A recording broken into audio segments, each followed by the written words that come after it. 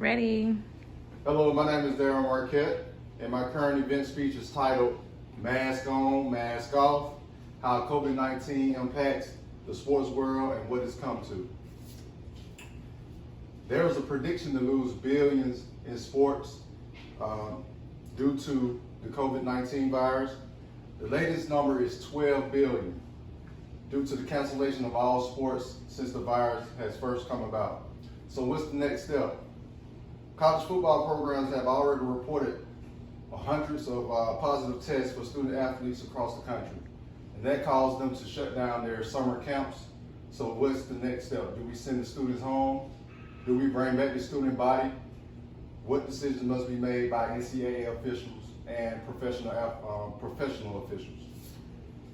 How will quarantine and testing affect athletes? That's very important. We are in unfamiliar territory. We should not have to pick health over money, but that is what it's come to.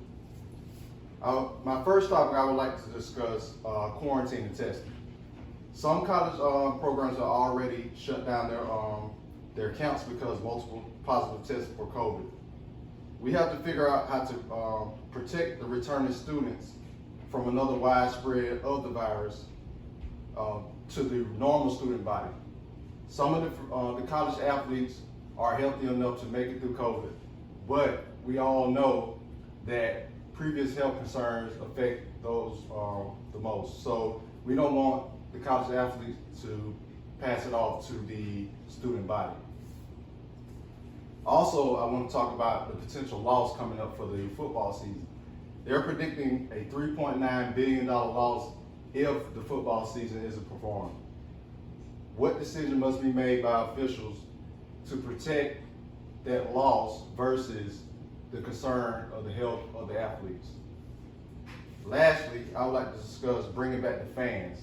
I think this is one of the most important decisions to make because the fans are vital to sports, but we all know football stadiums hold 80 to 100,000 fans. So that could be an easy widespread of COVID again.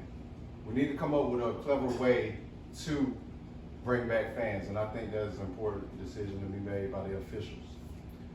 COVID-19 has changed the world, and I think the people in this world should do the same and adapt and make important decisions that would benefit the student athlete, not just make money. All right, now I would like to open up some questions for my audience. Guys, can you hear me? Yes, sir. Bring that a little bit. My first question I want to ask for you guys is, could you think of a way to fully bring back fans into sports? Start with you first, Kyle. Right now, the best possible way for me is it won't be like Auburn University. I use Auburn University as an example. We have 87,000. We can't possibly do 87,000. I don't see, but maybe 5 to 10,000 spread out, spaced out, maybe. 5 to 10. That's a possible way for fans to come in. But Okay. as far as it's being packed with 87,000 again, I don't see it right now. All right. What about you, Will? How do you feel about that?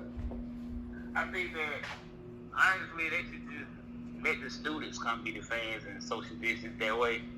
I just feel that because you're never gonna be able to get that, like Coop was saying, that 87,000. You'll never, at least you'll get somebody in the stadium to make it feel that same Saturday college football experience. Okay, I got another question for you guys. It's 3 questions. So the second question is, do you think COVID-19 will affect sports for the short term or the long term? Right now, I'm gonna say it's short term. Short term? Short term. When I say short term, I still think it might affect us in 2021, but 2020, hopefully by the end of 2021, everything will be similar, so close to normal. So you thinking in 5 years we'll have a solution to all this and everything will be back to how it was? Yes, and when I say that solution, I mean like maybe there's a vaccine or some type of medicine that we can live with it. It's not going nowhere, but I think the solution is going to be after how we adapt to living with it. I agree. Do you feel the same, Will?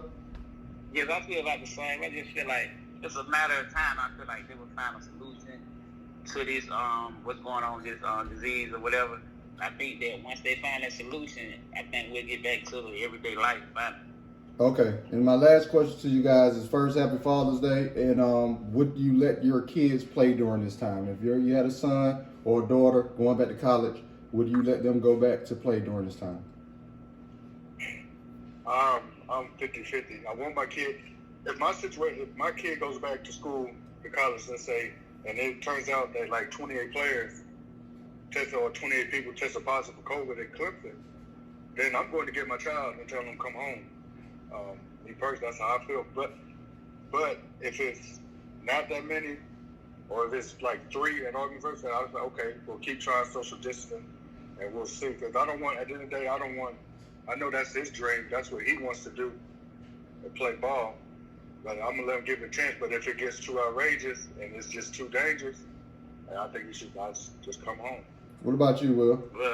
Well, I'm really going through that right now with AAU basketball. My son, like, and with his school, they started practice next week, which consists of where they rules is they have to bring a gallon of water with their name. It's only for them to use a towel and a mask. They get a temperature check.